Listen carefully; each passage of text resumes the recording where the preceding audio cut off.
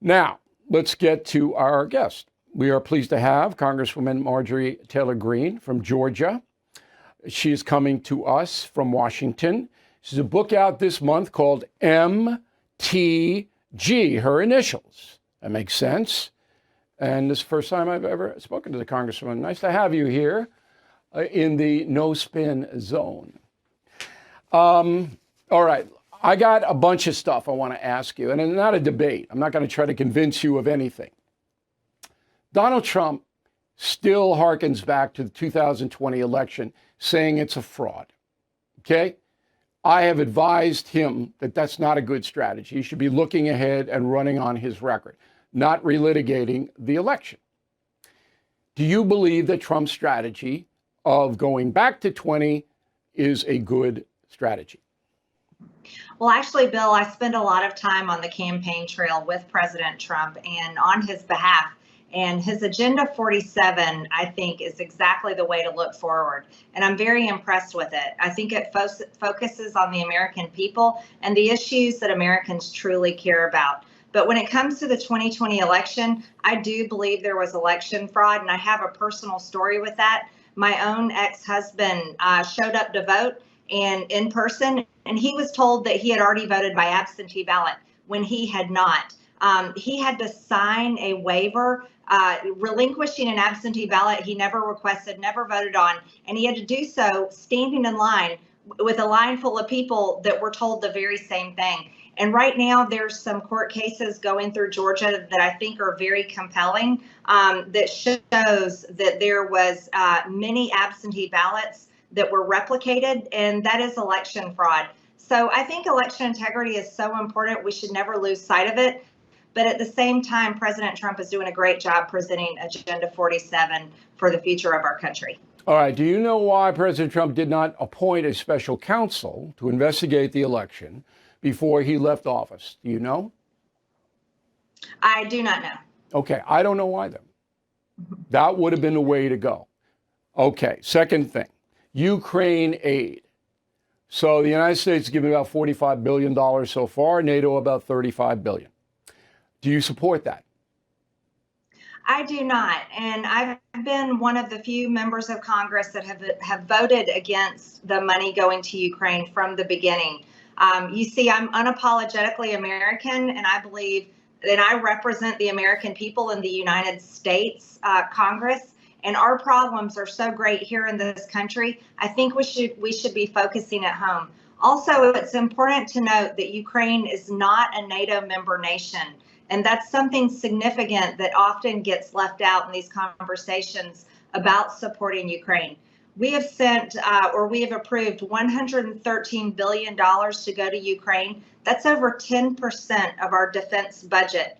While our border is being overrun every single day, and I serve on the Homeland Committee, it's been overrun by over 10 million people, and there are now over 1.8 million gotaways in our country. We don't know where these people come from. We don't know who they are. They could be terrorists, human traffickers, child sex traffickers, all kinds of criminals. And I believe these issues are so serious, and they're so serious because this is what the people in my district talk to me about, and this is what people across the country talk to me about. All right. They don't want to fund a war in Ukraine. Would you support continuing aid to Ukraine if the asylum situation is revised? That's what's being talked about in the House and the Senate now. A deal. All right. Tighten up asylum in return. Would you support that? I've been in some of these meetings, Bill. Actually, we had a conference meeting about it this morning. I do not support giving money to Ukraine. They're stealing our money. There's evidence of fraud there, and the Ukrainians are getting rich on American taxpayer dollars. Now, I disagree with you because I know that Vladimir Putin will continue his encroachment. Now, I'm sure you know this, but he's taken a big slice of Georgia, the country Georgia. He controls Belarus. If he controls Ukraine, then he's right on the border. He can put all his weaponry right aimed at NATO. And then he goes into the Baltic countries that are right on his border as well. Finland just sealed its border because of the intrusion of Russians. So I submit to you, Congresswoman, we would pay 100 times more in 5 years than we're paying now, because Putin's not going to stop. The second point is, if Putin's allowed to win in Ukraine, say goodbye to Taiwan. Would the Chinese taking over Taiwan bother you? Well, let me first preface this. Bill, there's no evidence showing Putin saying that these things are going to happen, just as you suggested. These are the talking points that come out of Washington. Well, wait, he's already foreign war. He's the evidence already isn't there, and I won't apologize for supporting our country and wanting to fix you our don't problems. have to apologize, Congresswoman. Yes, you don't have to apologize for anything. Question. You don't have to apologize for anything. Question. Wait, the record is that Putin seized Crimea under Obama. We did nothing. The record is that he sliced off 20% of Georgia. We did nothing. He controls the entire country of Belarus. We can't do anything about that. And now if he takes over Ukraine, he's got his weapons within hundreds of miles of all European capitals. This is an evil man. If you know your history, all right, Putin is Hitler light. That's who he is. Okay, I got a bunch of questions. Israel, do you support American dollars going to help Israel?